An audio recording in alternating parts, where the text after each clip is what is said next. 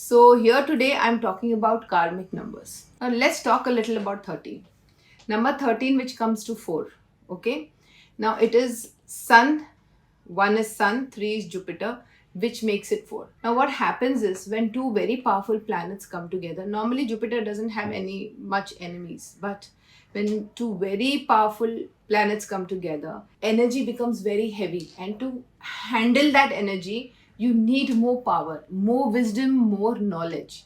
So number 13, the first karmic lesson is that you need to work on your wisdom.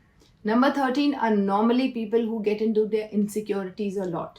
They get into domination, they get into a cycle where, tend to misuse their power, or they have misused their power in the past life, and now they feel very powerless in this lifetime. Probably you still have the power and you're still misusing, then you have to change it immediately. Or you have misused your power in your past life majorly, and in this lifetime the lesson is not to misuse your power.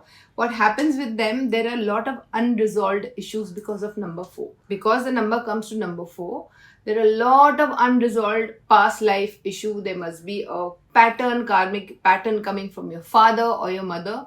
There must be an ancestral karma that is very heavy and you need to change it. For example, there are suppose women in the family who are powerless and who need to empower themselves, become more independent. That kind of lessons number 13 will face. They have to realize that in this lifetime they need to have some patience, lots of patience, lots of challenges. Their life is not going to go smooth. Remember, their life is going to be full of ups and downs. Their life is never going to be smooth, because they have to overcome all their past life karma, right? So the best thing in this lifetime, you have to gain wisdom. Now wisdom comes from a guru. So the 13 which comes to 4, the best thing is to have more clarity of mind. And how do you have clarity of mind? By chanting Saraswati mantra.